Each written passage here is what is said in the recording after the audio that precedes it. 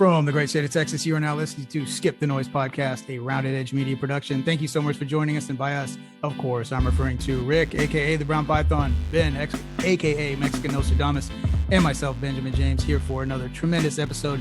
Shout out to Mike Tacklebox for the music. And boy, oh boy, I'm excited to announce the dawning of Skip the Noise 2.0, where we actually have guests on. So a long time ago, actually, when I was telling Rick right before we started recording, like when we first started the show, actually, I started already thinking, you know, obviously we're going to do a lot with just the three of us to build the chemistry and all these things. But yeah, I knew further, somewhere down the road, we'd have guests on. So the guest that I'm about to bring on, I had in my head, somewhere in the back of my head, to have this dude on the show for a long time. This is a gentleman that was, you know, as I've talked about on the show, did a little music back in the day, early 2000. This guy was a lead singer of a band called Dubtex. Most notably, he's done plenty of stuff from Chemtown, Sons of Conquering Lion, to one of my favorites, honestly, and this is the most jealous I've been of any of your projects, sir, is Illuminati. But anyway, I'm going too far down the rabbit hole without introducing Jeremy Masters, good friend of mine. Like I said, one of the reasons I wanted to bring him on was because of this dude is a force to be reckoned with. He is not, he does his own thing, despite how comfortable, or he doesn't give a shit what you think about it. He's going to do what he does. His beliefs are strong, a very intelligent person, great conversationalist. So Jeremy, welcome to the show, dude. We are honored to have you here. Wow, Benjamin, thanks a lot. I hope I'm coming through clear. You guys sound good every show I listen to. It's a big honor. I'm real late to the party as a listener. I didn't know this thing was happening, but as soon as I found out, I caught up, man. And now I'm like, I can't get enough. I'm like a real big fan of the show. Bet that. Oh, for real. Tight, for real. Yeah. That is clean. That is nice. And yeah, we've always been, I remember you from Dubtex and just previous times and just seeing you. You are a talented musician, sir. So it is an honor to have you on this show. It's really wow, cool. Thanks, brother. Thanks a lot. Man. Always. Yeah, man. You guys know how to jam. And I want to say too, just so, because obviously the listeners, most of them, don't know much about Dubtex, but I just want to announce too. Drummer / producer of the band, Lion 808, remastered and re-released, basically, right, Jeremy? Yeah. When did Bayou Burners come out initially? Man, I looked up, you know, I have to say that some of that late 90s to early 2000s stuff is kind of a wash. Like it all isn't that everybody's late 90s, early 2000s? I think that I read a review that said we put out something, or some of that show goes back to it's like 15 years old, you know?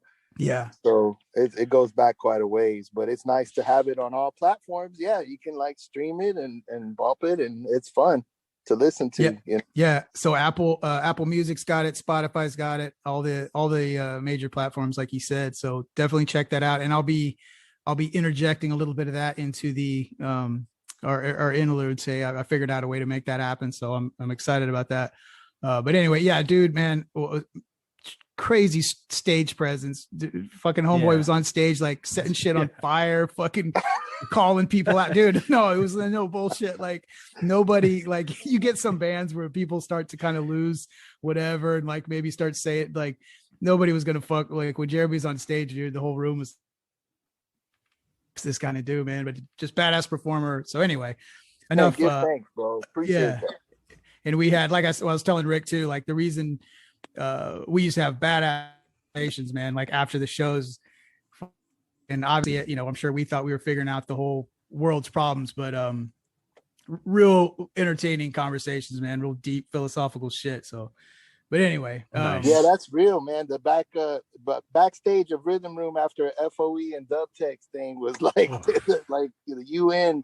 should have been there, you know? Fully, bro. Hey, that hinders back to my a previous show where I was talking about shit going down in the parking lot, dude. That was all about that little shitty parking lot behind there with like that weird dirt little gravel road, and bro, there'd be like a circle of fucking dudes and shit being passed around, and just almost like a fucking religious experience, bro. But Oh, anyway, yeah. almost, yeah. Oh, Hell yeah. But yeah, so the one thing I wanted to touch on first in this show, which is an interesting topic that I knew about because I remember seeing the diagrams and these dummies demonstrating how this thing was going to work. But honestly, they weren't doing it here, so I didn't pay it too much mind. But apparently other countries are going to be really frustrated with China because they insist on doing the anal COVID test when you come into their country. Wow. Damn. Yeah. So Rick's got like multiple round trips going to China over the next week or two. Right, just booking them. I mean, I'm just saying they should keep it optional, not ban it outright. He's like, "Oh, are you sure you don't need to test a fifth time? I mean, really get in there and figure out if I got COVID or not." Yeah, you sure you don't need to use the 2-finger method? I know. He goes, 2 fingers, try 3. Really spread it out. I want to see if you can see, I want to see if you can see the antibodies in my ass. No, man, that's get the wild. rest in there. Don't stop till you hit the back of the teeth. Yeah, man, that's a wild shit. I touched upon this whenever you just threw that out, B, when you threw out our little horrible our continuous message thread that we've referenced a million times here, and our text message registered Fred. I saw that Bennett put up China's anal COVID, and I thought it was a joke, right? I thought it was like one of those fucking things that was like, oh, not the onion. But no, it's real. And there's people who have been violated. Right. Like people that are like the airport seeking they're seeking like recompense for this whole thing. Shit, they're going to sue for being raped essentially for these anal COVID tests. I mean, fuck. Yeah, that's what some states are going to head towards at this point, dude. You go to California, you get bent over. I beat you to it. You head to LA. The first thing you gotta do is you gotta, it's like prison. You gotta hold up your sack and cough. They actually have a demonstration of how they do it to you with the dummy. I showed you guys on Twitter. The airport put out like a PSA, and it shows you exactly what the process is. So they have this dummy laying over some like airport chairs. I guess they're gonna do it in public or something. Yeah, they just pull them down and start inserting shit, man. It's weird, but anyway. So. Well, and I think the problem that people are having with it is that it's only, maybe not only the CCP says, no, we do Chinese people too. But it seems to be that they're only doing when foreigners travel to get in the country, which makes me kind of wonder is this just some scheme to keep, to keep foreigners out of the country? Is this an actual news story, or was this like a? No, it's real.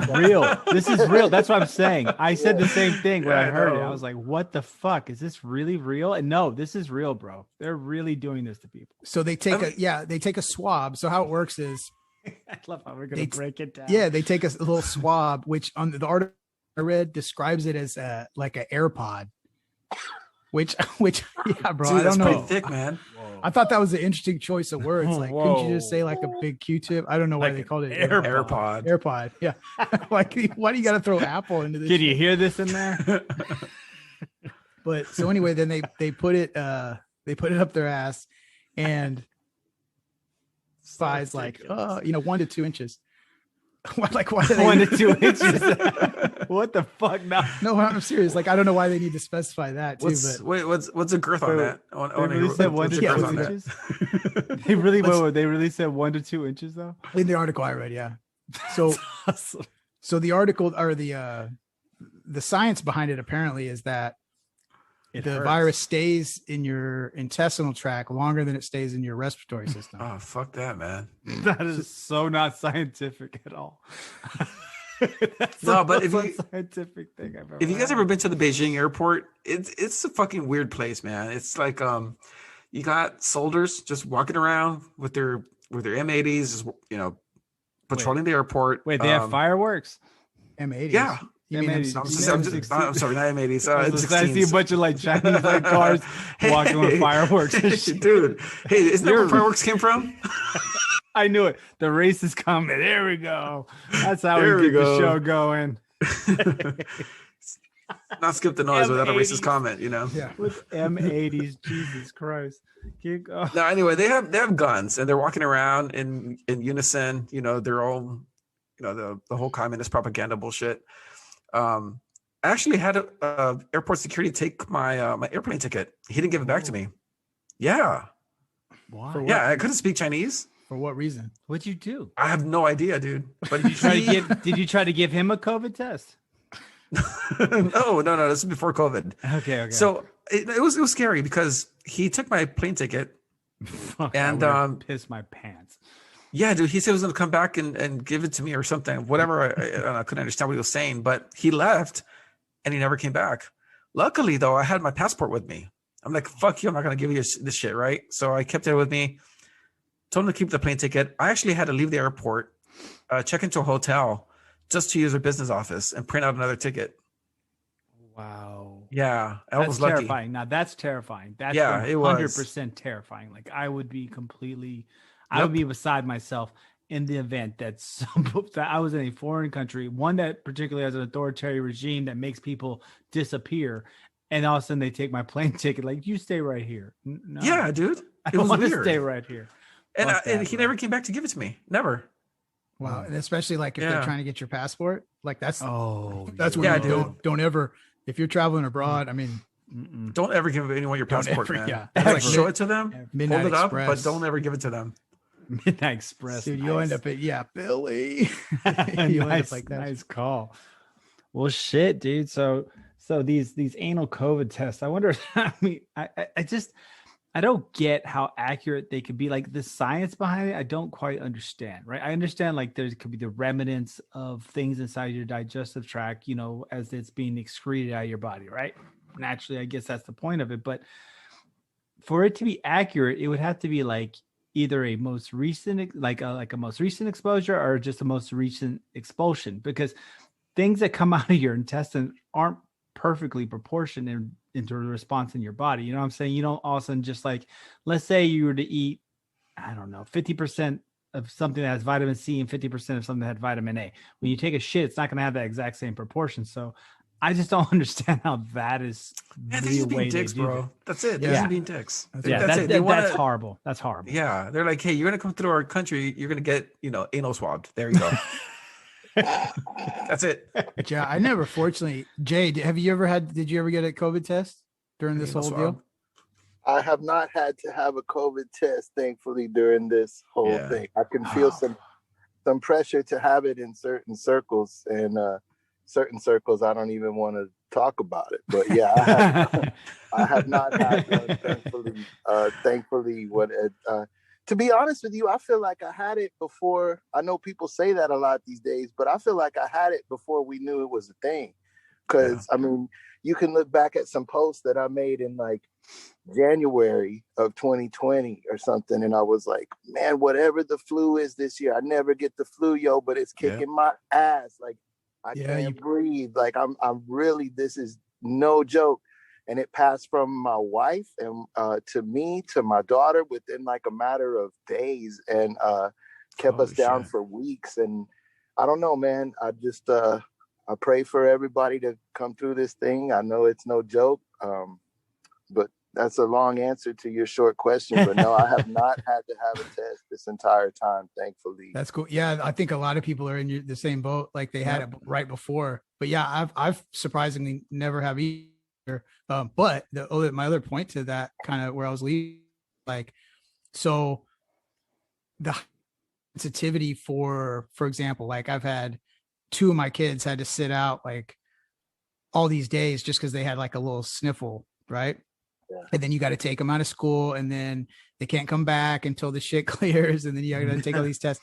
So anyway, like, yeah, almost everybody in my family's had it except me, or the test, that is. Nobody's had COVID, knock on wood, thank God. But so thank God they don't have to implement five tests for me. 5 tests for me. They were all what? You had 5 tests. Oh, that's remember I went out. Yeah, I remember. So I started coughing. And then your coworkers started like wondering about you. Yeah, they started freaking the fuck out and snitched me out. And so I had to bail.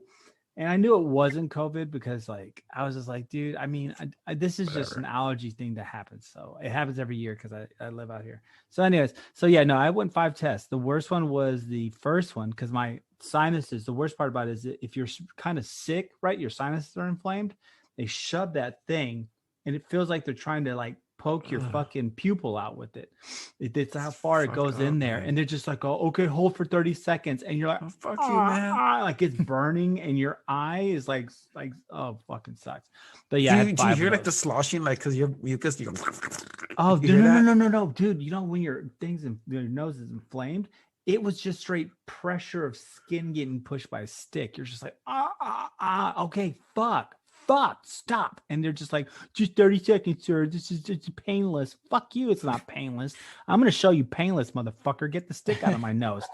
And wait, 30 seconds? They left it in there? 20 seconds or something like that. It was a time frame. They like shoved it in and then they swabbed it. No, I think they were just being dicks. They swabbed it around and they fucking held it in there. And I think they told me 20 seconds. And they did like that. They're like, okay, almost done. And they had a timer. And I was like, what the fuck? They're like 1,000, 1,000. Our Mississippi's and shit, man. But fuck, it sucked, dude. Well, they did like, because I recently had to have my youngest daughter had to get one for school or whatever, and then well, actually no, there was. Did you do the spit test? Because no, I'm sorry. She went to the doctor, and the doctor was like, yeah, just get her tested for COVID. Oh shit, okay. And then we did. So instead of doing the one, they could have done it right then and there, but we would have had to wait like 4 or 5 days. I'm like, shit, man, we got to work. Like we have. So she did the one where I drove the drive-through. Okay. And then you find out in like 10 or 12 hours. And yeah, they had like a whole routine. Like they're all scrubbed out, like in hazmat suits, face shields, the whole shit. And they came in and she was like, what she started freaking out. But then they just grabbed her like, oh, it's okay, sweetie, blah, blah, blah. One of them just like, nah, like grabbed her. And then the other one like shoved it up her nose. But it was quick. It wasn't like 30 seconds. It was no, this fucking thing had in there. They had a timer. Like, okay, hold on. Just wait. I'm just like, fuck. It was burning. It sucked, dude. It sucked. Well, that sucked so bad. Luckily, after Wednesday, Texas won't be requiring any of that shit, huh guys? Oh, fuck! That's right. Oh God, here we go. We're no mask mandate, man. It's over. Oh Jesus, mask off 2021. Jeremy, let me ask you this, because I know you work in an establishment that up until this point probably requires masks of the patrons, correct? Yep, that's correct. Have you had, because I have the same scenario, have you had issues with people with the mask and freaking out or getting pissed off, or has it been pretty chilled out? It's been mostly chill, and the demographic for the most part wants to wear the mask. True. But we've had a couple of things that have stood out. Like there was a lady who used to test it. Like she would come in consistently without a mask, and it became obvious that she was doing it on purpose. She'd be in a group of 5 people and the only one without a mask, and we're offering her one, and she said, so that's kind of frustrating, not even from the health standpoint, but from the sort of entitled standpoint. Like everybody else is having to do this, but your ass, like why? Like, it's just a disrespect thing at that point. But we had a meeting about this today, about how we're going to proceed in terms of the lightening of the policies and stuff. And we all agreed that for right now, less is more. We're going to continue to wear masks. We're going to continue to have it as a store policy that customers wear masks while ordering, and not change much. If somebody takes off their mask at the table and they keep it off, we're not going to engage in that. If somebody doesn't have it, we're going to offer one. Obviously, de-escalation of any conversation about it is the name of the game. But for the most part, I think less is more with this. And it's not time to just flip a switch and change all of our habits so fast just because of a mandate, Yeah, for real. Yeah, I mean, pretty much they're just saying you're not going to get fined for it anymore. Well, no, it's also... Go ahead. Yeah. No, I'm just saying they're going to say that, the thing with Texas related to the restriction is that you're not going to get fined by it anymore. There's no law enforcement behind it. There's no more teeth. But yeah, businesses can still enforce their own regulations. So, only thing I have to say about that is, was there ever really a fine for it? Yeah. No. Well, who's imposing these fines? Who? Sheriff County. No. What fine was this? What? There was a fine, dude. No, there wasn't.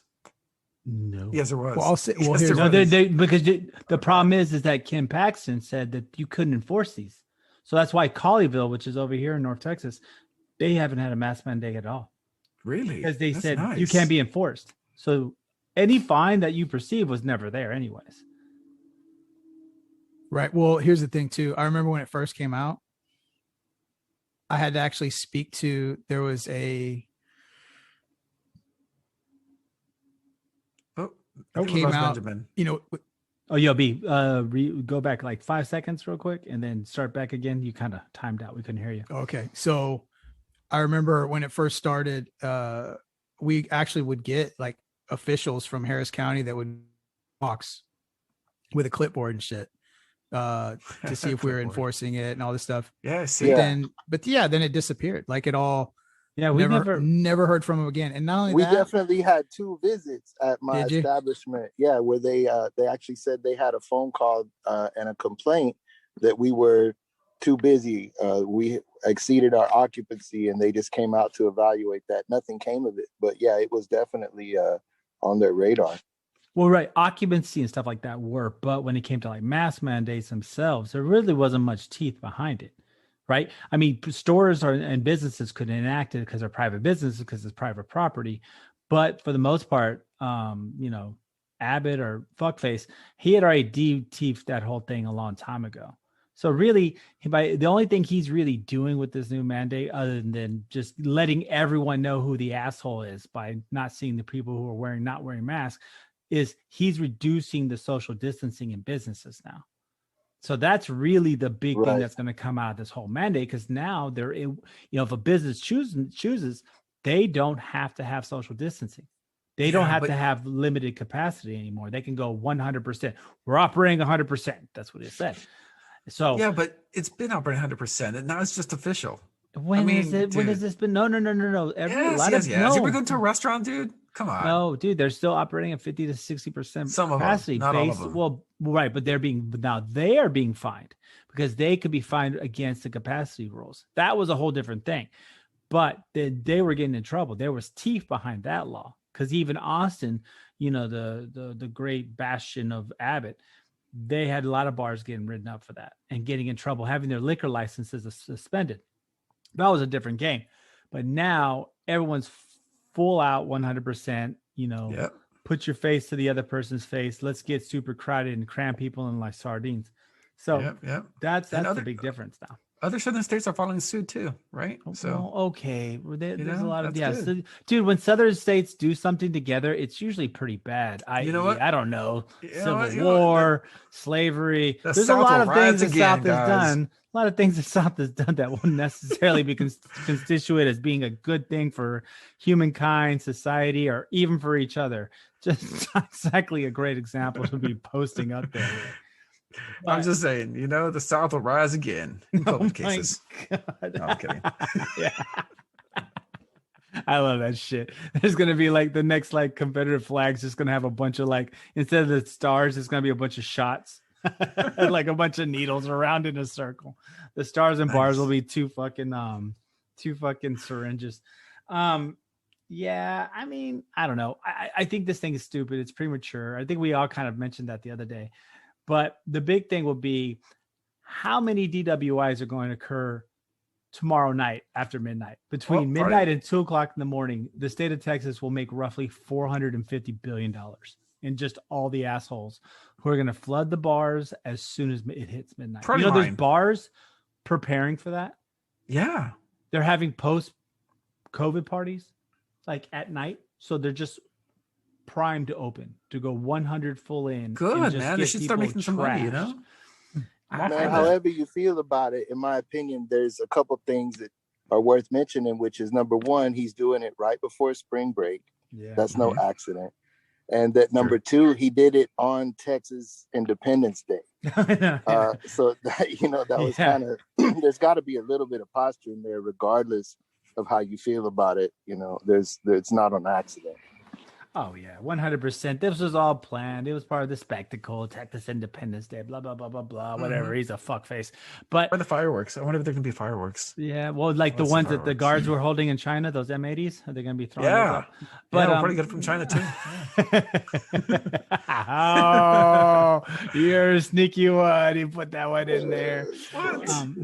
He's gonna get that from China too, huh? Yeah. But yeah, I think it's premature. I mean, but I do feel though for business owners and businesses, because, and this isn't to be callous in their against their plight, because you can't be, right? But the reality is we're not quite there yet. And I don't know if we'll ever be there exactly where we're going to have this safe 100% operation, because everything they're feeding us is bullshit anyways. This thing's not going away. We're just going to stop talking about it. Like I said last episode, Yeah. COVID's Biden's dead. president. COVID's dead. Yeah. Oh. I mean, COVID is dead. No one, it's over. I mean, he's already saying everyone's going to be inoculated by May and everything's done and everyone's wonderful. So COVID's over anyways. We just won't hear about the mysterious deaths that are going on in the background. That's just what it will be. You know, Well, the world and will also- continue on. The other thing too, we talked about, well, Jeremy mentioned it a little bit too, but like the posturing, the political posturing, having it be the timing working out to where covering up the fuck ups from the ice storm and all the shit that caused. Right. Now it's time to get like a nice little win. A little treat. Yeah. Yeah, a little treat, like, hey, everybody, like businesses, Yeah. my constituents, we're gonna open up businesses just like you've wanted me to do for a whole Right. fucking year. Nice. So yeah, look at me, look what I'm doing. Forget about the fuck we caused and millions of people that froze to death. Yeah, Don't worry about exactly. it. Fuck Like, it. Come all on. the damage. Yeah, the Go only get drunk. only body thriving is the fucking plumbers, and they're raking the shit in. But dude, I wanted to, because I know, depending on your schedule, Jeremy, I definitely wanted to make sure I get this. You had mentioned something to me a couple weeks ago about the like the energy getting shut down and all the controversy surrounding that, and like the Texas power grid. Dude, just at least like float this idea, because I wanted to All right, look, talk but about I this don't want to hijack your show, but I feel like No, I gotta please do. preclude. I gotta preclude that a little bit. Yeah. Well, I'm not a conspiracy theorist, right? That's But I'm what sort every of- conspiracy theorist says. Yeah, I'm sort of like an in cahoots a theorist, though. I think some cats are in cahoots. I like that. Ben, you were in a band that had 7 people in it at its largest lineup. Yeah. Okay, yeah, Dubtex too, maybe 6, 7 people. So you know how hard it is to get that many people to conspire to show up on time to Yeah. practice on the same night. So I usually don't believe in bigger conspiracies that, take a lot of people to them. But every now and again, I get like a theory about something I'm not very invested in it, but it occurs to me, that around this thing, we started discussing energy a lot. Like everybody's talking energy, this, energy, that. Myself, I never heard the word ERCOT in my life. And then in 48 hours, I heard it. You know what I mean? No, it's And true, all of a dude. sudden it's like, okay, energy's Yeah. at the top of our tongues right now. All right. So we just create a discussion about energy in the so-called energy capital of America, right? And we're discussing all of it. Nuclear didn't work. Oh, well, it was the fault of green. No, it was the fault of oil and gas. Nah, all these energies are fucked up. It's your fault. And this is in the energy capital of America. You create that conversation, you create a national conversation about energy. And if you create a national conversation in America about energy, you create a global conversation about energy. So it just occurred to me, and I got to credit Skip the Noise, because I had no idea till listening to this show, because aliens is not a pet topic of mine. I'm just not into it. I don't believe or disbelieve. I just, you know what I mean? It just doesn't, Yeah. it's not on my radar too much. Nice. But and there's a lot we could say about that, but in terms of what various faiths teach about hundreds of worlds out there. So it's not really going to shift me either way. But before I digress too much, much. This is awesome. Before I digress too much, we're talking shit. about energy and the national or global conversation around it. And Skip the Noise is the show that turned me on to the fact that the last stimulus bill had this 180-day rider in it. And, you know, when they pass one of these things, man, and it's got something like that that seems so out of context, you know, that's really where something's at. Most people don't remember that when the Patriot Act was passed, there was a rider in that specifically naming companies like Pfizer as being immune from lawsuits in case of a vaccination in terms of a pandemic. Now, don't take my word for it. I'm not going to be required to back anything up I'm saying right here. Wikipedia's for that, the internet's for that. But this is not some underground, like, secretive stuff. This is just like what just happened, something that's attached and mentioned and glossed over so that it seems unimportant. So I say that this energy discussion happened just in time for this 180 deadline of disclosure, where some friends might have an energy solution that tops all of our primitive methods that we're pissing and moaning about currently. Oh, I was ready for that. I was waiting for the tie-in, like when that was going to happen. That's fucking awesome. I love that. Dude, how much more tits would that be, right? All of a sudden, like, you know, the little green men drop in and guess what? They fucking figured out how to, like, you know, give us energy no matter if it's hot, cold, whatever the fuck's going on. I love that shit. That's awesome. That's a way to introduce our friends in before they what? Did they enslave us or take off our resources? It was like, well, energy's the thing, right? That's the perfect, like, little sci-fi plot. I thought they were supposed to show up with the cure for the pandemic, but I'm like, oh, okay, it's got a couple more seasons left. They're supposed to show up for the energy a couple more seasons left. You know? But all credit due to Skip the Noise for real, because I seriously, that one passed right by me till this show turned me on to it. And now it's like, whoa, I can't believe people aren't discussing that aspect. Yeah, no shit. Like that is true. Like, I love it. I love everything you just said, Jeremy. That was fucking money. Hell yeah. Dude, that's why I knew. But fucking money. But yeah, with the 180-day thing, yeah, like nobody's fucking talking about that shit. Oh, I know. June 25th. Just to let you know, June 25th. That's the right day. On. Yeah. Okay. That's the day, right? That's the day. And we're gonna keep, like, I think we should probably each show mention it. So at least we should have a countdown. Exactly. I'm gonna make a calendar of naked pictures of you, right? Like, just fucking do a no. Or I'll do. Remember in the movie Major League where every win they tore a little piece off of oh fuck, shit! Did I drop out? That'd be dope. That'd be dope. No, you're still on B. Oh, hold on. We may be having what we may be experiencing a little technical difficulties. You know, that's how it happens. There he is. He's back. Hey, he's back. Yeah, he just froze, and you know. You look like you're getting one of those COVID tests in China. I know. That's the only embarrassing part when your internet freezes. You got some stupid face. Everybody makes fun of you. But I think, I think that I'll start doing that maybe like week to week.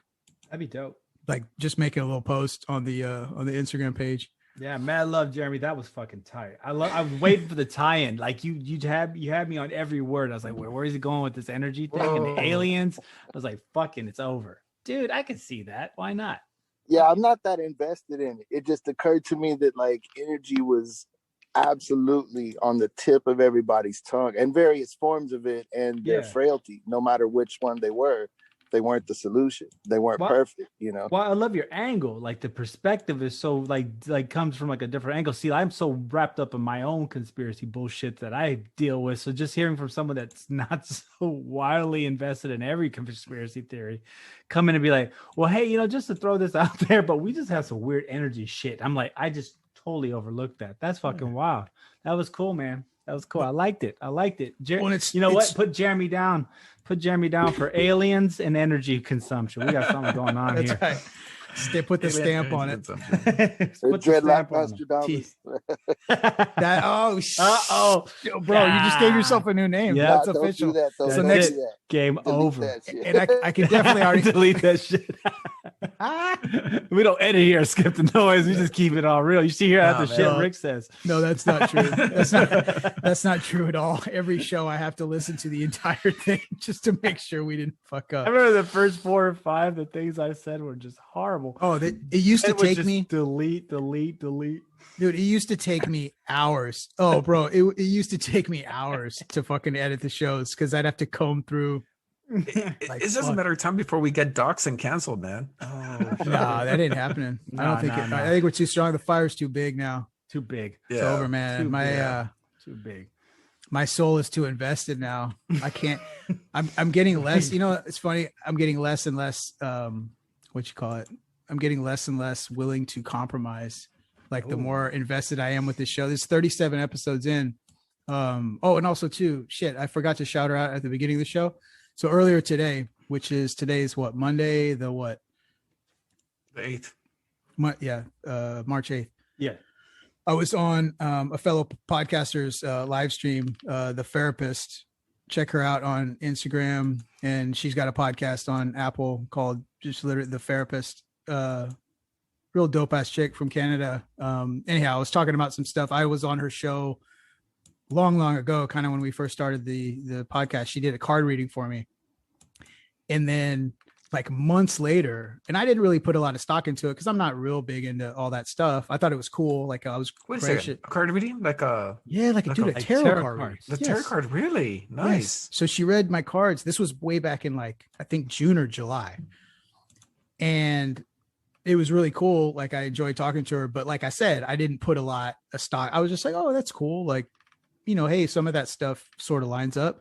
Well, dude, like months later, I thought back to that and I was like, holy fucking shit. Like almost, I don't want to overplay it and say like every single thing, but dude, like it was pretty, what do you call it? Like shit lined up. Accurate? Like it was pretty damn accurate. So I hit her up and I was like, yo, hey, I was like, I don't know if you remember or not, but months back, blah, blah, blah, I was on your show.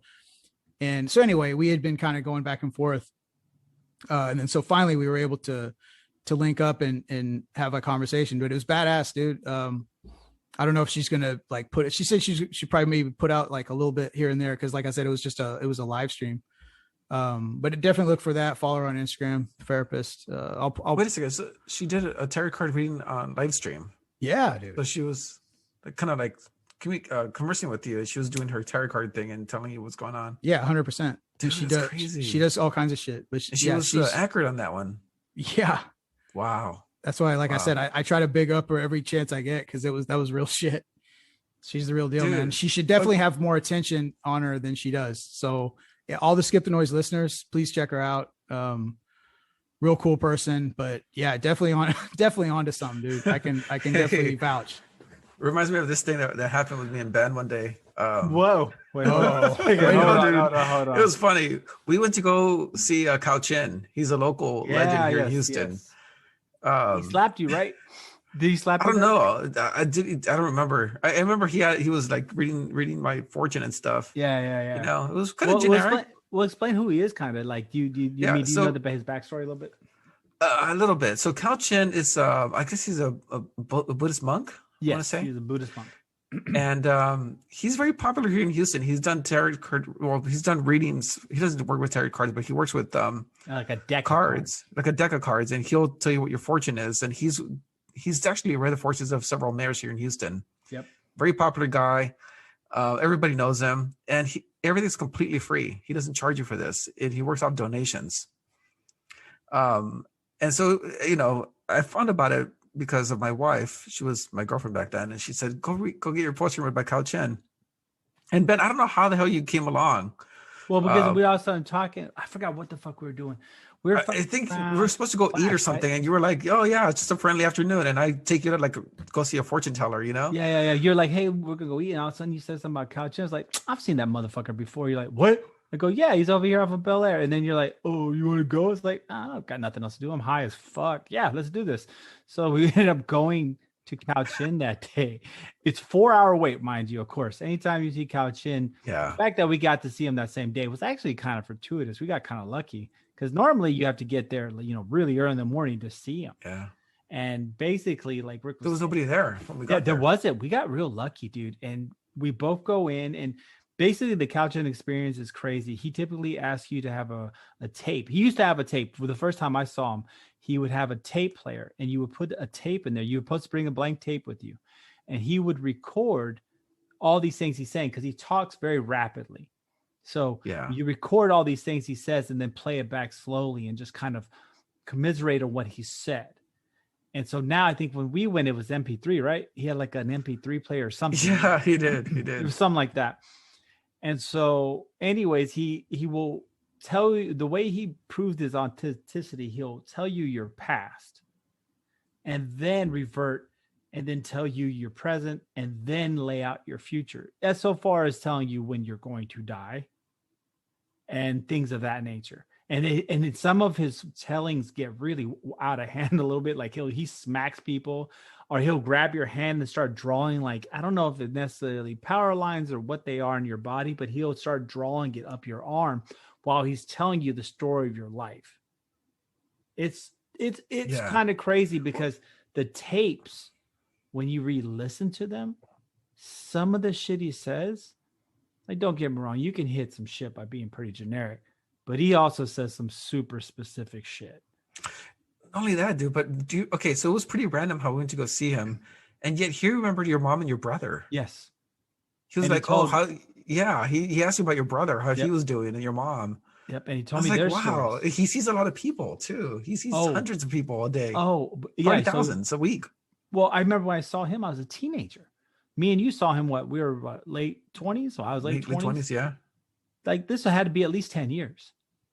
Had at least be 10 years. And he knew it. It's so fucking crazy. But I remember we were waiting, and I always have this picture when I'm walking out of the room. You're looking at me like we're both just like, oh, what the fuck? It was the most surreal experience where two douchebags go, you want to go find out our future today? Fuck it.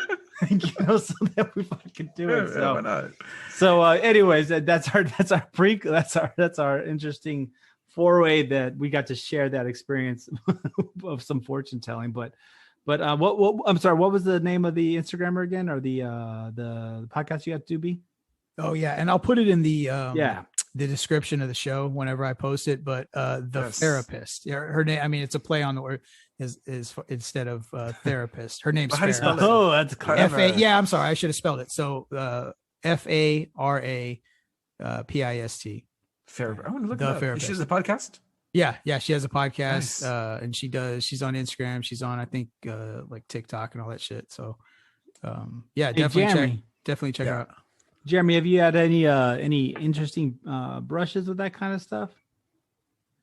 Yeah, definitely. It's some things that I used to know some people who practice pretty deeply into some of that. And I've seen various practices that,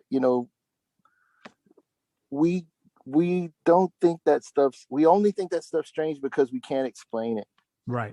It's no less a technology. Like if you were talking to somebody about what I'm doing right now on this phone, having this podcast, like that sounds insane. This is a technology. It's just an organic technology. And it's one that because we're here in the West and our focus was very external and material, our technology manifested in material and external ways with those type of goals. But these technologies, like this person looking at these cards and these power lines and chakras on your body, and this is ancient technology. It's no less technology. It's just we don't know how to explain it. That's a dope way to look at it. That is a cool way to look at it. It's just another form of understanding.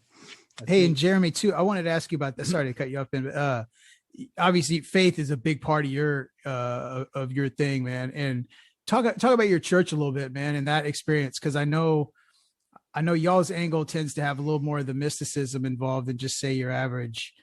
You know what I mean? Like, yeah, I mean, I want to talk about it like in an academic sense, because my first compelling thing to say is like, I want to bite Dave Chappelle and be like, when people say, "Oh, you're Muslim," he's like, "Yeah, but I didn't say I was good at it." Like that's the first thing I think is, for sure.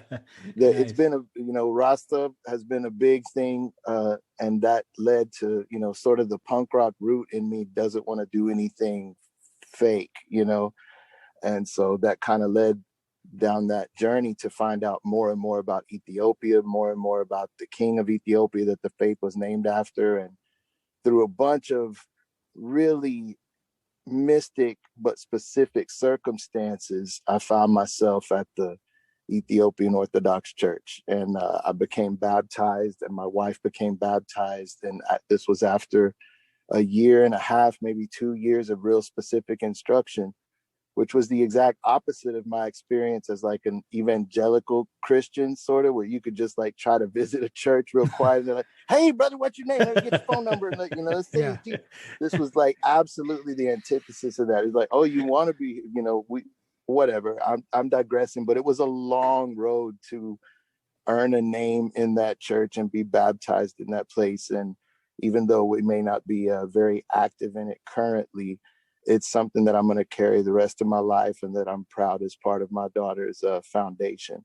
So nice. To that end, there's a lot of mysterious teachings there. They gave us like 2 years of very specific instruction, like once a week, and after we were baptized, I remember that the first lesson we had after our baptism took a really interesting turn. And I'm not saying there wasn't any mysterious teachings before that, but all of a sudden, the first lesson we got after we were baptized was about the 100 worlds of creation.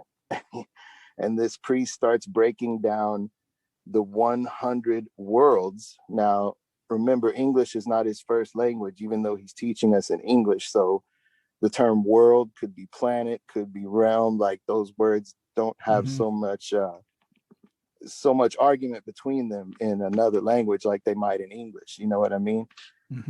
And he's breaking them down into the elements, the fire worlds, the air worlds, the water worlds. So in general, with all of that stuff, as opposed to the Christianity that I was raised with here in the West, there is a very rich oral tradition, which we know academically precedes Bible and scripture anyway. We know that, right? So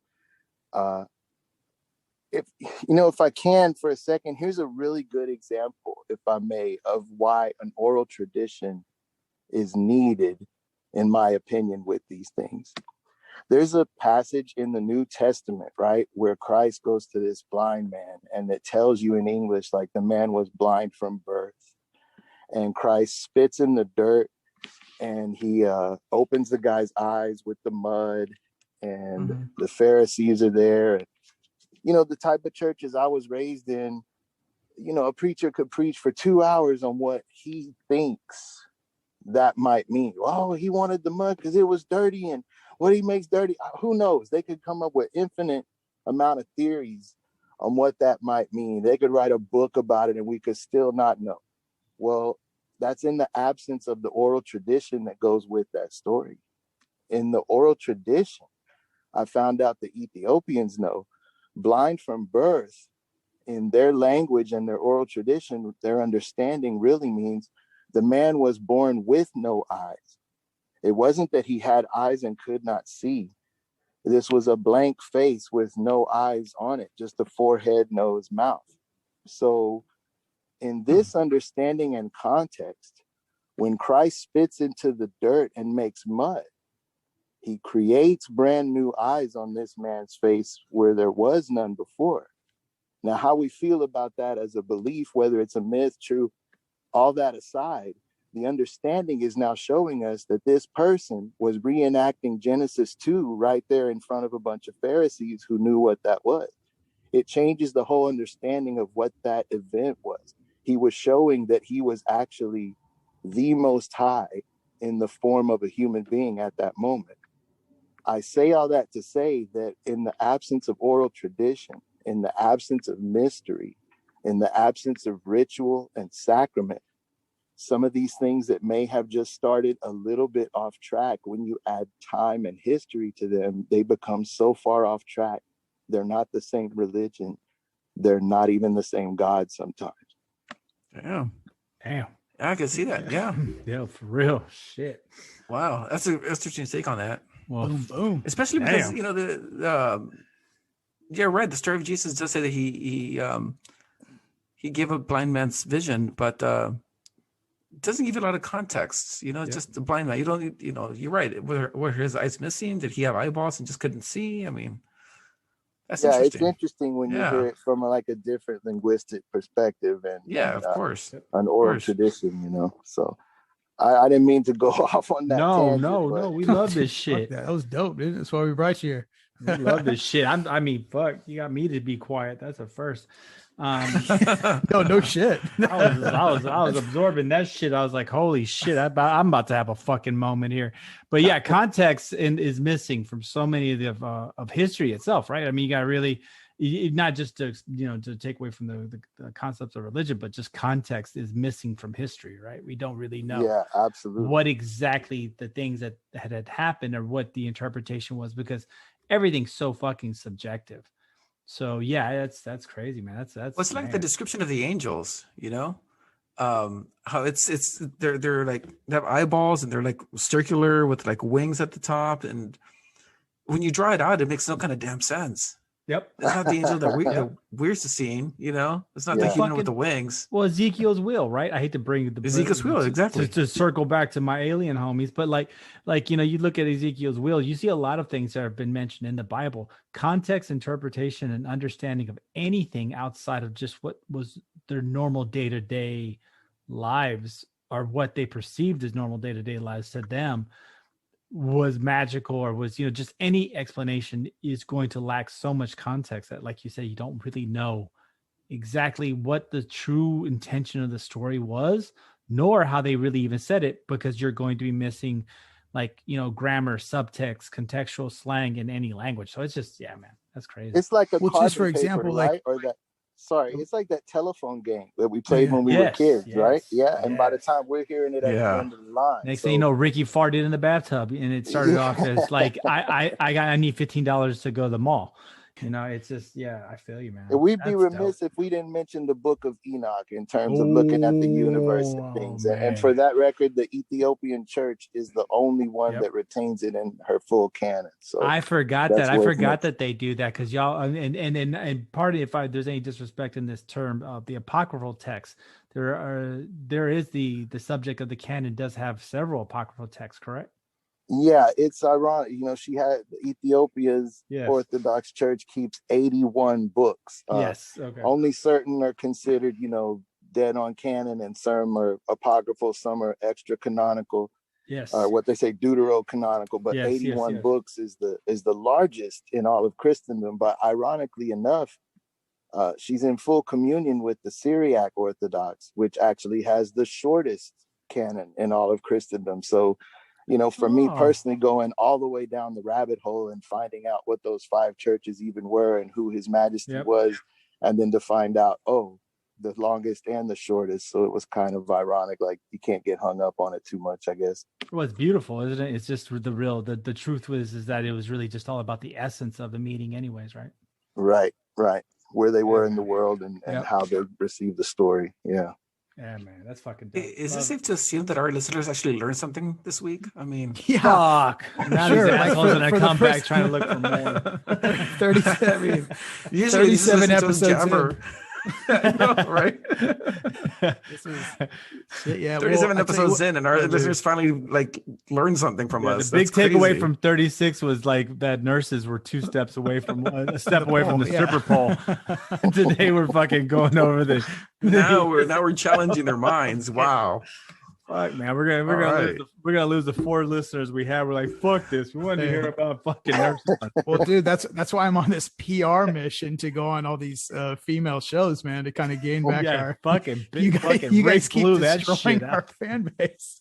I can already feel, since I'm so in tune. We're not trashing other states and other people, other nationalities or professions. A lot of Georgia lately. The way that you've been talking lately, Rick, like stripper pole nurses, like But at the end of the day, man, we want to create a safe space where it feels like you're having a conversation. No, we don't. No, fuck your safe space. Not a safe space. Terror Dome, motherfuckers. Not a safe space, but we want to create the environment where it's like a conversation you would have in your own household, or in your backyard or what have you.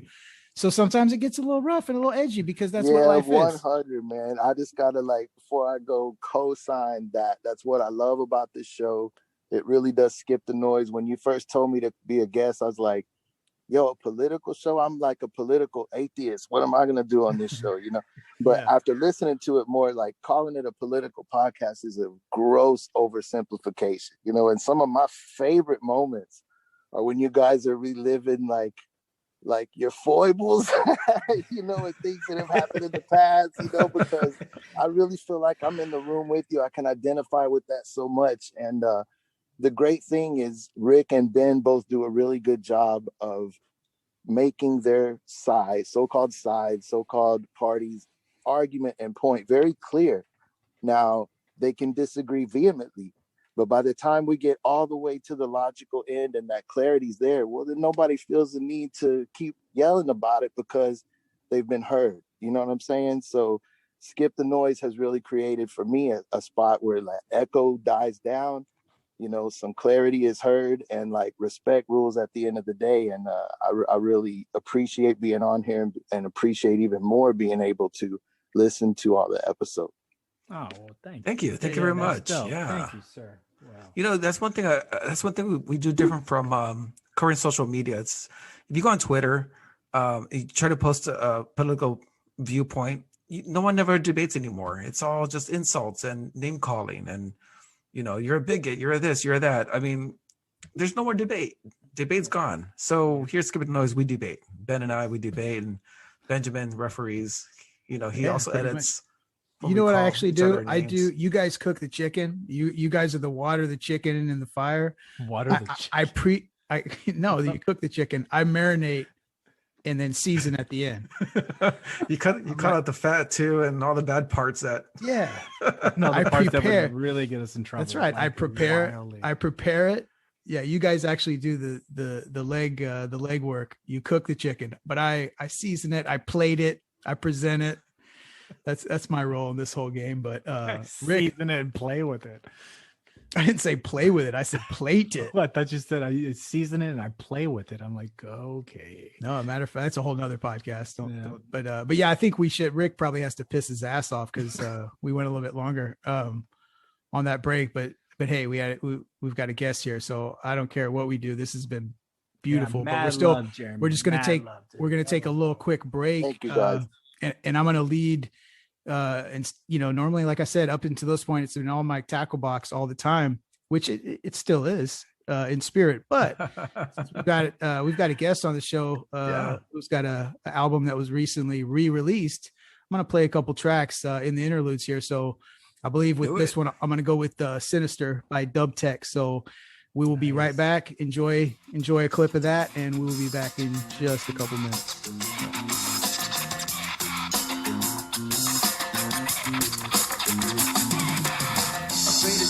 Find me odd, give me your condescending eye. Are we not like gods, children of the Most High? May have unwittingly received another Jesus, hailing up lesser Greek gods, not Yeshua who frees us. So tell me, preacher, whom do you promote? Are you certain it's Christos, Jesus, or the one replaced phonetically some Greek demon Jesus?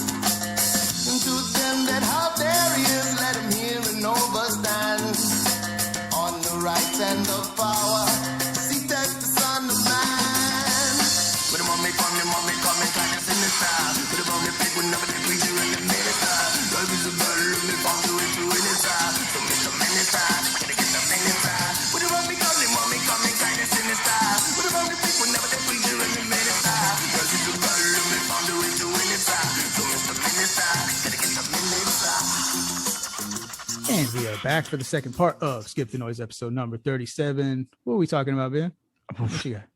Fuck, dude. I don't know. I just feel like I'm a better person after our guest. Yeah. I don't even know how much shit I can talk after just like literally walking through the truth serum and fires that were bestowed upon us by Jeremy. That was pretty dope, bro. For sure. Dope. And so imagine that. Like that's what I was talking about when I was like, I knew I had to have this dude on the show. Just this is the kind of shit like what you just witnessed you know, just imagine being a younger version of Benjamin James in the parking lot of some shitty club in Houston, you know, kind of halfway looking around your shoulder to make sure nobody was, you know, coming to check for you, whatever. And then having these fucking dope ass conversations with dude. So anyway, it was a fucking pleasure to have him on. And I'm venture to say, I'm pretty sure we'll probably have Homeboy on again. Oh yeah, for sure. But anyway, since he's out of the room now, we're not going to talk shit about. He was laughing in the breaks, and like as soon as he gets off, we're going to start talking shit. I don't think there'll be any of that, but I do want to say definitely check out Dubtex Bayou Bush Burners re-released, remastered. It is now available on all platforms. And let me make clear too, that's not why I brought him on the show. That just happened. That just sort of happened. The synchronicity of it all. See, things are meant to be, man. When you set it up, things start falling. Synchronicity. You like that? That was one of the things. That's one of the things I was getting into on the Farapist show. That tingled when you said that. But yeah, I reached out to him, man. There was no intent on promotion, nothing, dude. I asked him to come on because I thought he's a dope ass person, and fucking homie delivered. Like big time. That was dope, dude. It's almost like already I haven't even edited this shit. It's like already my favorite episode. So I'm glad that we made that happen. I don't know, man. The one we had some good ones, yeah. We had some pretty. They don't get run. Jeremy made me a better person, but we said some fucked up shit that should be cataloged forever. It should be. But to continue on after just an awesome first half, I mean, there's really only one place to go, and that's completely Downs, and that's where we will go. So to begin this, in true Skip the Noise fashion, we are going to take this right down the toilet. We're going to burn this shit all the way down. There will not be any more speaking of enlightenment or understanding anything other than, you know what, guys, if you're in fucking Sweden, you can't wear your burqa anymore. They will be banning all face coverings. Pretty big step here. Sweden or Switzerland? Switzerland. I'm just sorry. That starts with an S. Did he say Sweden? One of those guys. Whatever. Hold on. I'm pretty sure it's Sweden. It's probably Sweden, man. I think they might have enough for their shit over there. I sent it to you earlier. I'm pretty sure it's one of them. Hold on. Switzerland. Thank Switzerland. You very much. Oh, the neutral country. Yeah. Yes. Yeah, well, not neutral anymore. Not neutral anymore, are they? Kind of taking a big side. They're like, oh, we can't hang out with either the axis of the allies. You know, they couldn't. But when it comes to the burqa, we're definitely going to make our fucking case. So they're banning all face coverings in public, which is something that kind of started with France, right? France kind of did that with. It is interesting because you do take a country like France, who is progressive, and a lot of people start to turn and think like, well, our soft stance on things like that and our acceptance almost led to, and I'm not condoning either way. I'm just stating the way that they have operated has drawn criticism from, you get people that go a little hardline right when the effects are, what are you laughing at? Domestic terrorism, things like that. But it's interesting though that Switzerland is this country now. And I don't know, I can't say that I'm super educated on Swiss politics by no means. Well, I mean, they make sweet watches. They do that. They make great chocolate. They make great chocolates. You know, they at some point they hide your money. Exactly. They do hide your money. Yeah. They have lots of snow. They have lots of snow, and they probably, I hate to continuously characterize where the Vikings came from, but that's kind of part of the area, right? No. You're thinking about Sweden. You're thinking about Sweden. Sweden. Okay. You're thinking about the Nordic countries. You did that last time when we were talking about the minks. Didn't you? You know what? My daughter's half Viking. Okay, so all I know is they came from fucking over there, okay? They're doing their fucking thing. I guarantee you they were swinging axes too, okay? They weren't they didn't have those guys. They're all pretty fucking close. You know what, though? If Switzerland was to ban burqas and stuff, I mean, think about the other, the flip side of the coin. You know, you got Middle East countries where women can't walk around with their hair flowing and with regular Western clothing. Right. Okay. So let's target those guys first before you start coming after Sweden, okay?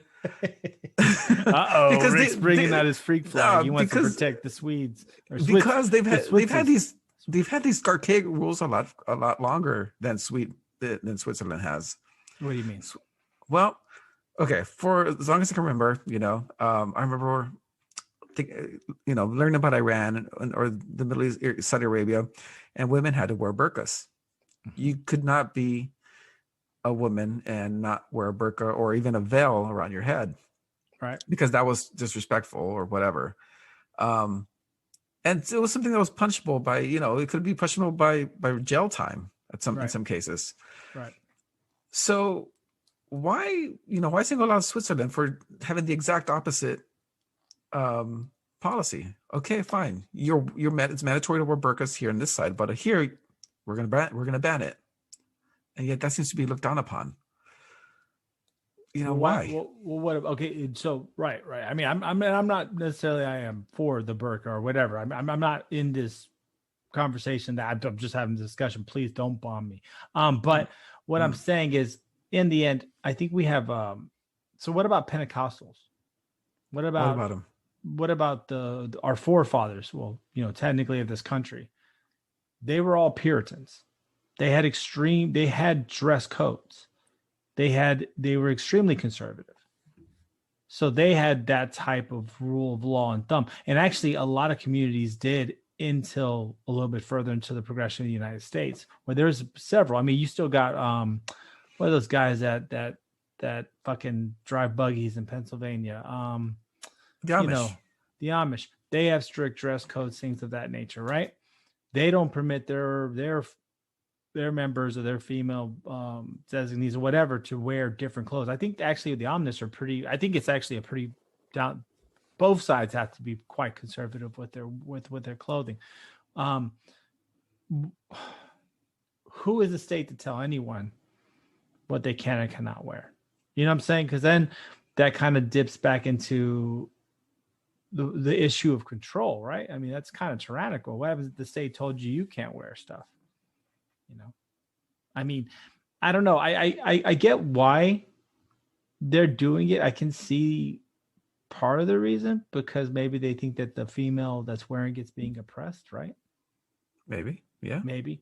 But or it's a security issue. We can identify you if you keep covering your face. Right, it could be that. Yeah. But at the same time, this has been going on for, last time I checked, when the Prophet Muhammad, he rolled out of Medina to Mecca in 660. So these rules have been around for quite a while, right? So they've been established. So for the Swiss to kind of just all of a sudden try to take some nuanced approach to a rule that's been around for certain sects of Islam since the beginning of Islam. So for them to all of a sudden roll out this new thing, this new understanding or interpretation or whatever they want to do with their rules or laws, I don't know. It seems kind of weird to me. It just seems like it's just the state telling someone else what to do. And, I think that that's kind of weird. It's another one of those things that all comes down to political posturing. Yeah, I think that's what I'm saying. I think there's that conservatism flowing through Europe right now.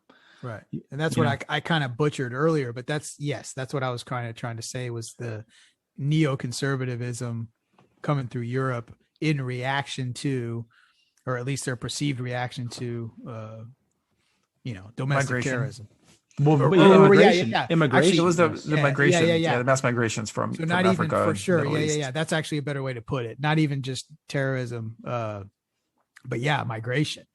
You remember all the controversy when the Syrians got sent everywhere and everybody's no, you're taking, we only took, 1,500. You guys have to get, it is because of the EU and the laws that they've, there is definitely a movement. We'll just look at the UK with Brexit, it's similar to, there's a lot of what's it called, nationalism going on right now. A lot of this is my country or these are our lands, and whereas before there seemed to be more of an open door in Europe. So there definitely is that neoconservatism. So that's why I'm saying. I'm more touching on the point that France implemented this type of thing, and did it really help anything? Does this really help anyone? So to me, I think it does. I feel it's more posturing.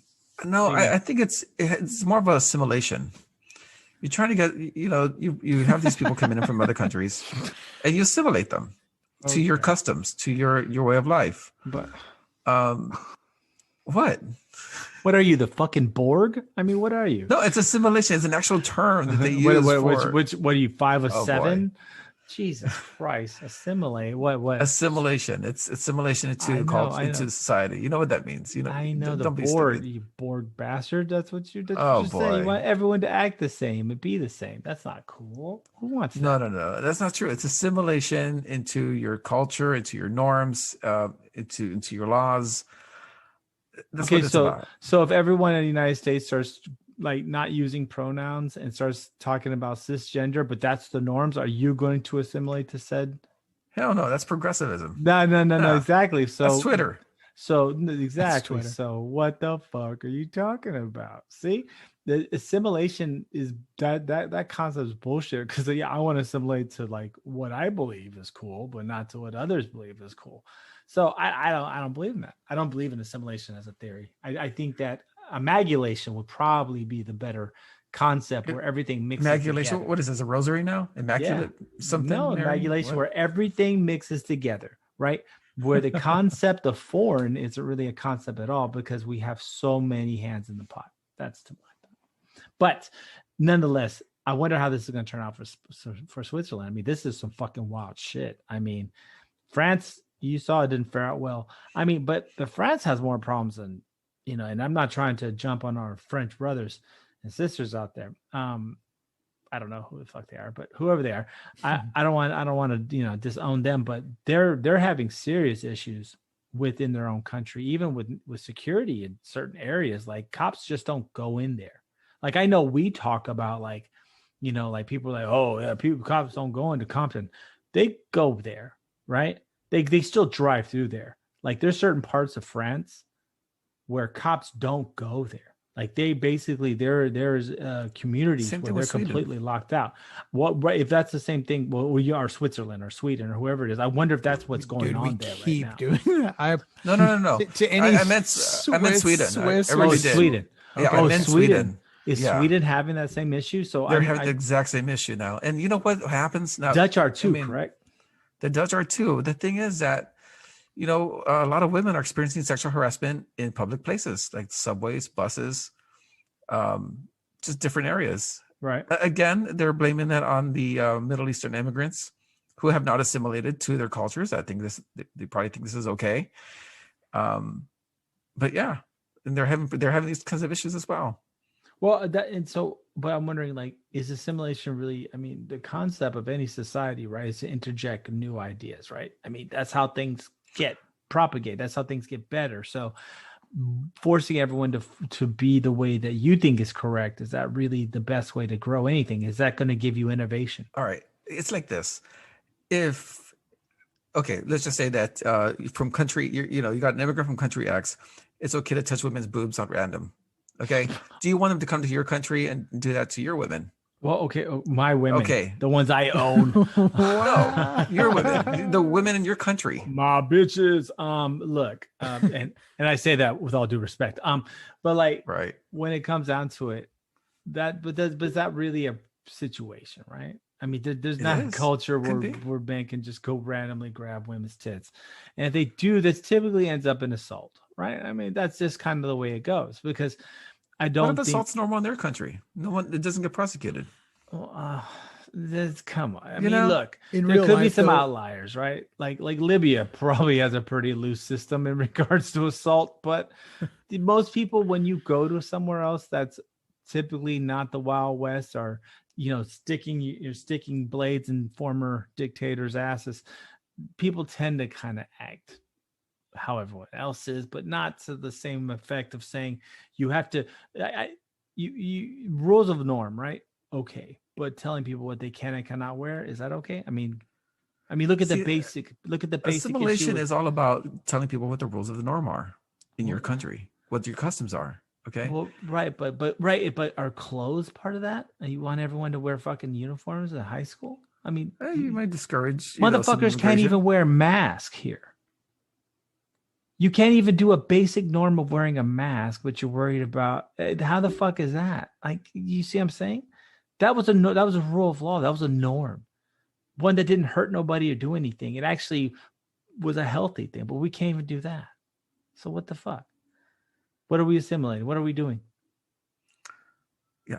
You are integrating people to your norms. That's it. So what? That's Right? And our norms are just being assholes. If it's not what Pretty we much, yeah. If you want people to be assholes in your country, assimilate them to be assholes in your country. Okay, that's your country. You can do whatever the hell you want. Right, but with the Swiss, I mean, is this? I just think that this is one of those things that are just kind of backfiring. I think it's probably, it just doesn't seem like it's a good idea. But because I don't think the state should tell people what to wear. Right? I mean, essentially, that's what I say. That's what I think.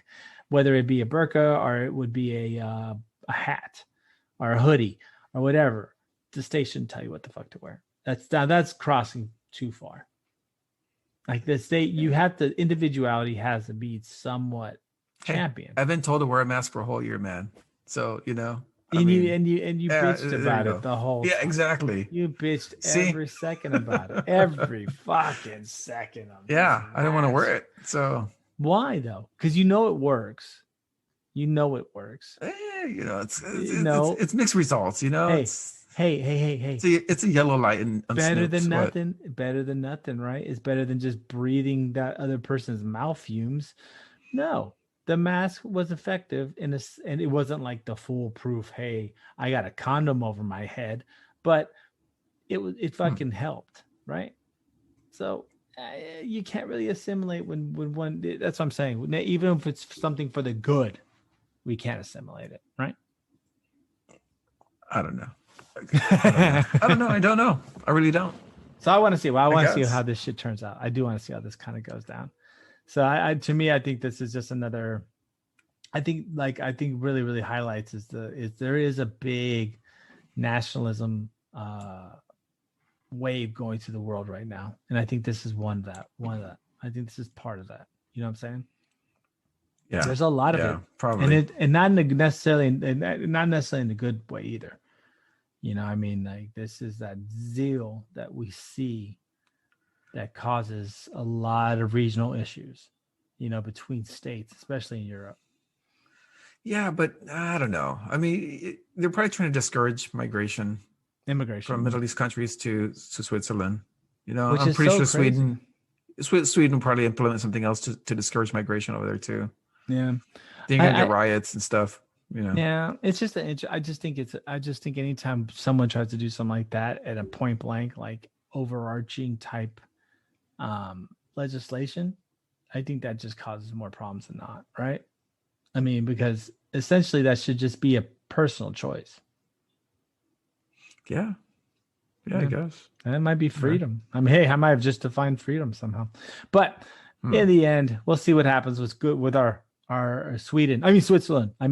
Norway, Finland, whatever the fuck they are. Anyways, so we'll see how that all rolls out. So continuing on, gentlemen, we got any new things going on with the world? Anything else, B?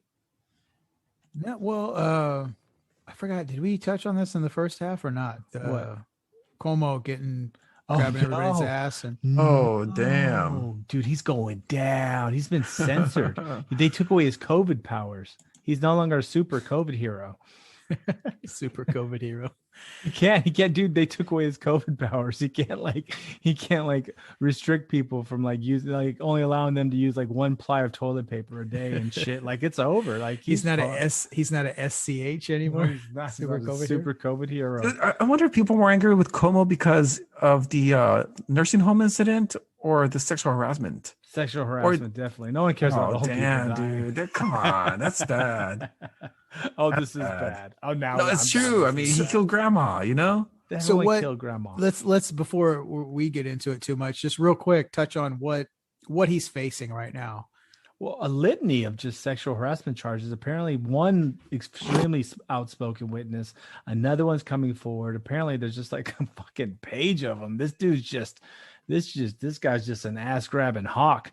He can't get enough of it. So Big Cuomo's trying to swing that cock at everything that moves at him, and it's just not working out for him. And in particular, he's trying to dance with chicks and rope them. He's just not playing by the rules. Didn't he kiss an intern or some bullshit? Yeah, of course he had to kiss an intern, and it's just like, oh, it's fucking. This is what happens when Jersey Shore gets elected to office. All right. Oh, Jersey Shore. There went our Jersey Shore constituents. No, man. New York. Oh, sorry, You know what I'm Mike talking D. about. Sorry, Mike D. Paulie Jr. I could see him be the governor of New York. I could see him. Those all our my new God. tri-state area listeners. What was that? What was that? When the mush? What's her fucking name? The girls? God, there was the Mush worst. Mush. What was her fucking There was name? a Snooki one. Snooki, yeah, the Snooki. Snooki. Yeah. Oh God, no Little fat Snookies, bitch, right? no Yeah. J-Wall, no whatever the fuck they name themselves. God. Anyway, so that's what I'm. When I see Comas and I hear him talk, that's what I think about for some reason. so you know he could lift 100-pound dumbbell with one arm, right? And like do an overhead press with it. Como. Oh yeah, he's in good Fuck shape. you up, bro. He He's would jacked like that. fuck you up. He would. Oh, now I bend know he you belongs over. in the Jersey Shore there. Yeah. Now I know. Yeah, he's probably on roids and shit too. No, there's a big controversy about that. Rogan was talking about it a couple months ago, where basically like they show him just like fucking arcing like 100-pound dumbbell, which is extremely difficult for anyone who does it. I've shit. seen. I actually have a friend that can. That's do impressive. It. Yeah, I have a friend that can fucking do that. It's ridiculous. But he's like 60 and did it. And you're just like, what? Like that shouldn't even be possible. So, anyways, Cuomo's grabbing asses, making moves on chicks, and trying to lead the tri-state or New York City area. So what's going on with this, guys? I mean, what's going to happen to Big Cuomo? I mean, he's going down like everybody else does. That you can't really. Let me ask you this, because I know some of these are coming from like 2 decades ago. No, some it's very recent too. Some of them are recent though too, right? So it's not like it's all old like shit. COVID recent. Like he's trying to get some of that COVID ass. Damn, he's shit. trying to let me give you the vid, baby. He's like, yo, Let me spread around that old 19. Yeah. Don't wear that mask when you take care of business. That's right. Pull the mask down for He's just a minute. he's making mask porn. Oh fuck, that probably exists too. It does. It does fucking. All right. Oh no. Tommy Buns and Bert That's were talking terrible. about it. It's like it was Yeah, hilarious. He COVID posted porn. this video where this chick's like, "Oh, don't touch me! I want to get the COVID." And the guy's like, "Bitch, shut up!" And he just starts railing her, and she has a mask on the whole time. It's amazing. It's the greatest knew it. porn ever made. And then I at knew the it. end, you wonder, did she get COVID? Did it work? She didn't get COVID. She got a mess all over her mask. It's not going to stop that. Okay. So now big Cuomo getting COVID ass, losing his power. Is this where we start seeing the fall now of all these overarching Democratic governors? So you got Cuomo in New York. You got what's his name in California? They bitch about him. Newsom. What's his name? Gavin Newsom. Gavin Newsom in California. Do you see these overarching governors? And I'm also gonna throw an Abbott there that have overreached their powers, right? Do you see the fall of these kind of like Hitlerist governors? And I'm not just saying Abbott. I'm talking about also Cuomo, Newsom, who are also Democrats and they're supposed liberals. But these Stalin-like, I threw in a communist so Rick wouldn't get so pissy. But these Stalin-like, Hitler-like governors that are just overarching in their power scheme, power grabbing, acting like they're God's greatest gift to politics. Do you see their downfalls now? Do you see maybe that maybe statewide politics being manhandled by these type of individuals is over? That could very well be, and that's an interesting thing to point out. Because things like that, just like we were talking about, earlier on the first half, where it's like the energy crisis. Now all of a sudden, that's the thing of the conversation. Yep. So now it's like it'd be funny to see, because at the end of the day, right, the overall media paints the narrative for the whole thing. That's why these things happen. I mean, these cases, like some of these allegations, have been lingering around for decades, right? But it's just funny how like all of a sudden this is timely. It happens all of a sudden. Yeah, we could easily see that. No, and the kids with Newsom though, he's an idiot, man. I mean, he but aren't they all though? I mean, not to no. Well, I want to hear your hypocrisy. point, but The hypocrisy is there. well, aren't they? He has these. Well, hold on. So he mandates the state, lockdown, whatever. But yet he's out there going to restaurants with his family, ignoring his own mandates, not setting the example. Okay, and he doesn't learn from it. It's not like he backtracks and says, "You know what, guys, you're right. I was thinking about it. I'm going to take off some other restrictions." No, dude. He doubles down on it and he just says, "Oh, mi culpa. It's my bad. Sorry. It's I won't do it again until the next time I get caught." No, I like that. Mi culpa. Yeah. Mi culpa.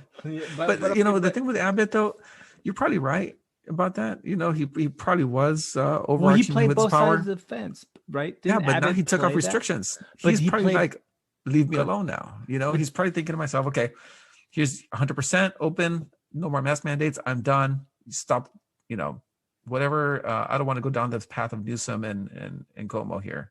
Right.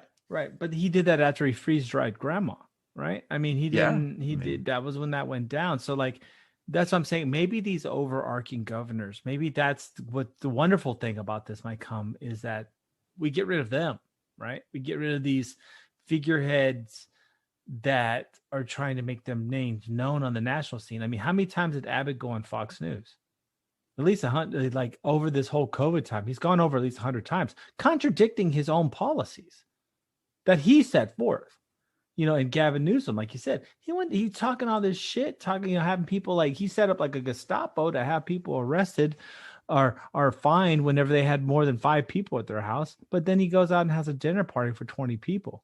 And Cuomo, he's just fucking juicing, grabbing chicks' asses, almost trying to talk about social distancing. So all these fucking nutheads, these fucking knuckleheads are they're totally not doing what they were supposed to be doing the whole time. The part that pisses me off though too is like, Gavin Newsom, he shuts down schools for these kids, right? Virtual learning, bullshit, whatever. Yet he sends his kids to private school and they're attending school. Oh yeah, you're right. Yeah, no, you're 100% right, bro. Like, what the fuck is up with that, man? But see, that's the problem with the system, right? These overarching governors, these overarching mayors, these overarching people that are just controlling every fucking thing we do when they don't really need to, right? No, they don't. They really don't. Right. And because communities should be more involved in their control than some jerk off in some palace that's, not even an hour away from your house. Yeah. So anyway, continuing on. Let me see what I got here. No. It's International Women's Day, y'all. It is. It really is. God. That's Dude, right. that I was going to was mention fun. that. Fucking funny. That was the funniest shit. If you guys ever get a chance to check out some Facebook posts by the illustrious Brown Python over here. That fucking thing was awesome. Have you seen it, Ben? No, I haven't. Okay, paint the picture, Rick. Paint the picture. Basically, it's a nice little banner. It says International Women's Day. It's beautiful. They hang it up in the wall, but it's so wrinkled up. And there's a caption under it that says they could have ironed it. Taking some time. Wow. To iron it. It's so fucked up. And to all my women, and all the women out there that are listening, we love you. But please see the irony in the fact that why the fuck do you need a day? It's so ridiculous. Like I understand women's suffrage and I understand the plight of women, but at the same time, it's almost a joke, right? That International Women's Day. The concept of being a woman or the celebration of being a woman should just be something that's cemented in society, right?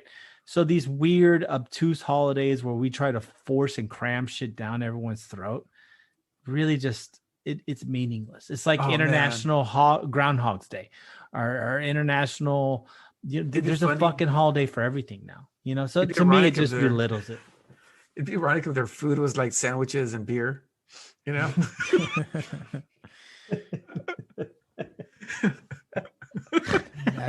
National Taco Day. God damn it, Rick. Jesus Christ.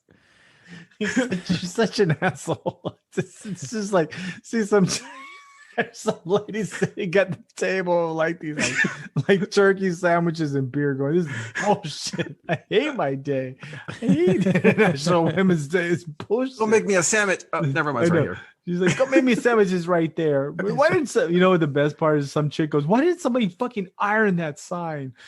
Oh my God. Oh fuck, dude. But yeah, at the end of the day, obviously, come on, man. Like it wouldn't work without women. Like that's you know what I mean? Like that's the whole thing. But like, why is there always gotta be a holiday for some shit? You know what I'm saying? It's like, come on, man. Like every day is if you're married, every day is Woman's Day. Yep. You know, can't forget about that. Every fucking day. I mean, Jesus. No, I and just kind of, but like in reality though, I think just all these crazy stupid holidays and everyone and it's just a marketing ploy for everyone to say something, because guess what? How many men really sat back and thought about the important contributions that women have made to the society on International Women's Day? How many men? Right, which would None. Be the purpose of the this. Purpose or the proposed purpose of this. Yep. And yes, exactly. I don't think it hits the mark of what its intended goal is supposed to be. No. So in other words, we love women. We love women every day. We love women. You just don't need your own day, you know. Yeah, I love my wife. I love my mother. I love my daughters. I love all women. You guys are awesome. You're the best. You make the best sandwiches when I tell you to make them. Shit, you know that's a damn lie. That is a fucking lie, because I'm the first one in the kitchen. Shit, I'm the one cooking all the fucking time. Y'all catch me on fucking International Women's Day. I'll be like, wait, well, fuck that. Dude, that's my day. Shit, I got the apron on, but in the end, like, you know, I just think it's fucking just too many fucking holidays. And there wasn't one guy who just stood up, woke up this morning, looked at the calendar, goes, you know what? Yeah, I get it. some asshole. I get it. Who's like, get it. Some chauvinistic piece of shit who all of a sudden turned a corner because it's National Women's Day, and he's like, you know what? No, I'm not going to be like this anymore. I'm going to change my ways. I'm going to respect my wife today. I'm going to respect every woman in my life, and I'm going to give them high praise and their credit, all credit due. Oh my God. That didn't happen. I can That did not happen to one person. The world has 7-some billion people in there, right? About 45% of them are men. Not one of them in the whole world took a look at this day and said, I'm going to change my perception on women. Okay. It's the same goes with, I'm not trying to be controversial, Black History Month, Latin American History Month, Asian Pacific History Month, all those months, guess what? Doesn't change anybody's fucking opinion. So yeah, instead of trying to celebrate, like, if you really wanted to celebrate cultures and differences and I guess sexes, because just don't be an asshole. And like, you know, I don't know. It's just, all this shit is just ridiculous. All these stupid holidays. And this is coming from someone who just, you know, there's a whole month dedicated to my culture. You know what holiday really does count though? Oh. Pharmacist Appreciation Day.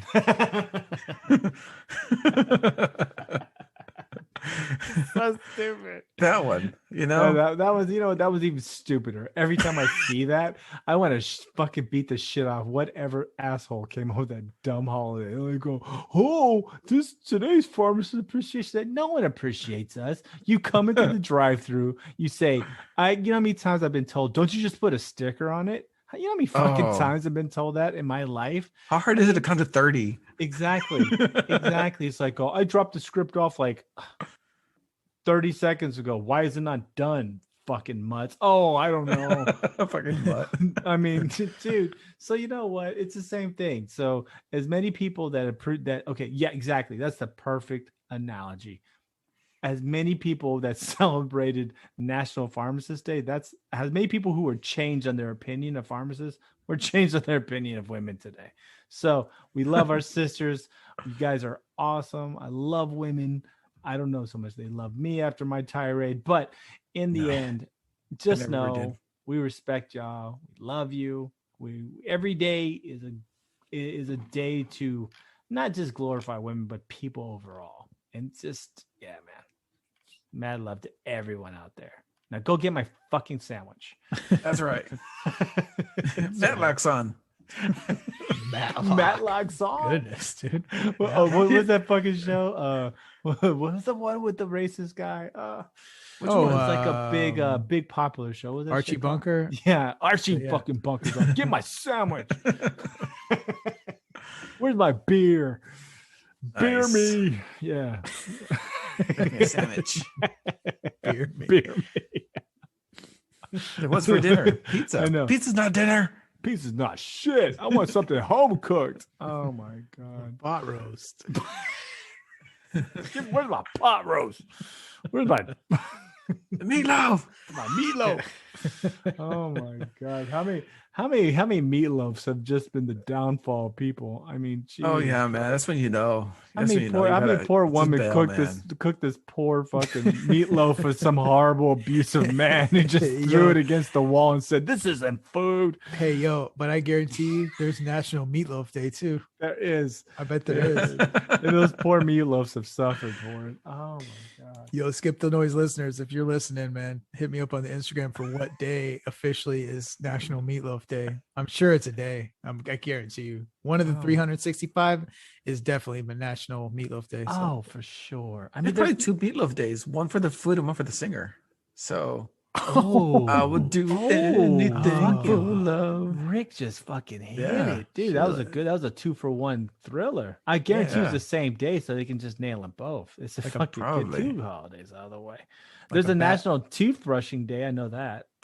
Is there? That's Yeah, cool. there's a national day to brush your teeth. There's just a national. That's what I'm saying. The trivialization of people and of everything through stupid holidays is just getting to be a bit much. You know, that's it. Because it starts to get to the point where it's like, oh, cool, today's National Cupcake Day. Oh, sweet. Like that's what it makes it like. Exactly. But you know what though? National Pancake Day is the best because IHOP actually honors it.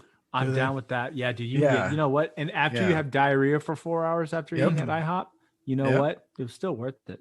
Get Yeah, the chocolate dude, of chips. course. You get chocolate chips on that. So shit, good. work. Endless pancakes. Blueberries. What If you're better constipated, way? and Yeah. you haven't gone in a few days, go to IHOP. Yeah, exactly. What better way to loosen your bowels and enjoy IHOP? Oh my God. You could just, just go with the endless pancakes. You just have endless gifts. I'm going to go to IHOP right now. And Rick hits IHOP. This moment, he's like, my stomach's been kind of hurting. Let me go get a Rudy Tooty Fresh and Fruity and knock that motherfucker. We'll clear that right up. Fresh and fruity. Hands over Miami or whatever the fuck they call. Down it with about a gallon of coffee. Yeah, dude. Yeah, that'll push that Oh, shit my right God. out of your intestines. Rick's just fucking killing motherfuckers, just spraying bathroom walls. Oh my shit. God. Well, guys, I think we just about hit the we got bottom it. of that bitch. That's when we know it's time to wrap it up, when it's like we've officially hit the bottom. Yeah, we're out. We officially. Well, I love just the trifecta. I just love like the crescendo. Like we had like the beginning of the podcast was like this symphonic moment of like natural understanding, and like the tones and the earth came together, and then we just fucking ran that And bitch then all the way. We're down to the- spraying fucking IHOP bathroom walls with diarrhea. We're giving our fucking chemical formulas to take a shit off of top. That's right. Hey, you know what? Skip the Noise listen. We hit all frequencies. We hit the higher vibrations and we hit the lowest of the low. That's Diarrhea only jokes. after the chicks get us a sandwich. It's just that's a lot of ground. That's right. That's a lot of ground we cover on one podcast or one episode. So I'm proud of that. Rudy Tooty Fresh and Fruity. That's the greatest shit ever, dude. That's a great name. And then but yeah, just still once again, skip _the_noise_ podcast Instagram. Mhm. That's the handle there. I did recently open up a TikTok account. Haven't really got it going yet, so just kind of chill out on that. But if you want to go ahead and I don't have any content on it whatsoever, but I will give you the account is skip, kind of same as our Facebook, Skip the Noise, one word podcast, second word. and also to a Snapchat. So Brown Python can start sending some dick pics whenever he gets that going. So and then also remind everyone tomorrow is National Skip the Noise Day. That's right. It is. Tomorrow. So you got it. And and I'm going to try to March get this 11th, episode downloaded. March 9th of every year's National Oh, you know Skip what? the Noise. Greatest rapper of all time died on March 9th. Yep. Biggie Smalls. Yep. What's up? Biggie anyway. Smalls. Biggie. Can't you see? So that's I'm sure there'll be a lot of social media posts on that tomorrow. But anyway, it's been fun, man. It was a pleasure having Jeremy on the show. That was awesome. I'm so glad we did that, and I'm sure it'll happen again. But, B, before you go, remember, peep that you're going to be active this week. You have some other visitors this week, correct? I do. So yeah, I'm gonna be. I'll actually post that social media just because I want to make sure before I put it out on our episode. I want to get that all squared away, just because I don't want to blow up homie's spot by you know what I mean, just in case, whatever. But yes, I do have a guest appearance coming up this week, and I also I don't know when it's gonna actually come out. When I have more information. And I also I want to make sure I clear it with him as far as like when to pump it out. But nonetheless, I can still tease the fact that yes, I will be. Like I mentioned earlier, I was on. The talent will be appearing in other podcasts. We're coming, man. I'm coming. Seriously, like I said, I wasn't bullshitting when I said Skip the Noise 2.0. We're out there doing it, dude. And He's coming hard on every podcast. We're coming from hard. Behind. Yeah. You're not even going to see him. He's just going to come all over you. He's coming so hard. Every different angle, every position you could possibly think of. That's where it's coming from. So from the closet, get ready to that. So get ready to see more of my ugly mug all over the place. And because that's coming. But nice. But I'm glad you brought that up because so once I get the clear on that, and I'll be able to announce that. I promise I will. But yeah, that's coming. I got a guest appearance, and it's dude's got a good following. It's exciting for the show because I think it'll bring some awareness to a lot of more people. So that's exciting. Well, I don't want to tease it too bad, but I mean, Rogan said you could talk about it. Right. That would be nice, but we'll see. Hey, it's baby steps, man. We take one little hurdle at a time, and we just keep building it. Like I said, we're in here for the long haul. We keep coming. Like I said, every week when we can. We've only missed a couple of times. We just keep pushing this thing along. So pushing and coming. That's right. Consistency. That's what we're here for. We're also here to skip the noise. You know what I mean? Flip the finger to the news and the mainstream media or the mainstream collective narrative that gets projected out there and gets pumped into people's heads and miseducates them. We try to create a space where we can actually talk about what's really going on in society, culture, and in the news. So skip the noise, as always. And debate. That's right. And debate in an educational way where you can actually have a conversation and not name call like second graders. That's what we're here to do. Okay, well, we try not to call. Well, we do end up talking about spraying shit all over a bathroom. Hold on a second. Yeah. I don't know. We might be jerking ourselves off a little too hard in this outro, but we are going to come hard. That's the whole point, dude. We are going to come hard. We are. That's why we're jerking each other's off in the outro. Nice. So we can come hard. Nice. It's all full circle. Nice. But who's eating the cookie? Yeah, that's you. Oh, you brought it up. On it again. What's in the box? You brought it up, so that's your job. What's in the box? All right. But anyway, unless y'all got anything else, I think we'll call this an episode, man. And then I am going to end the show by leading into another Dubtex song. Like I said, big up Lion 808 for remastering this thing and getting it back out. It's cool. I think it's really cool as a band that I came up with back in my heyday to see them getting their shit out there for public consumption. Because to be honest, man, a lot of the bands, my band included, shit's almost like lost, man, because of the formats change, and that was before the advent of social media. So it's almost like, so anyway, it's really cool to see partners in crime of mine getting their shit out there. So I want to publicize that as much as possible with our small but strong fucking audience. So give them a listen. But I will end the show with a track called Elements by Dubtex from Houston, Texas, my beloved hometown, and Ben's as well. So anyway, listen to that. Other than that, guys, keep skipping the noise. Follow us on Instagram, all that other bullshit. Y'all have a great week. It's been a pleasure. Real represent. Bye-bye.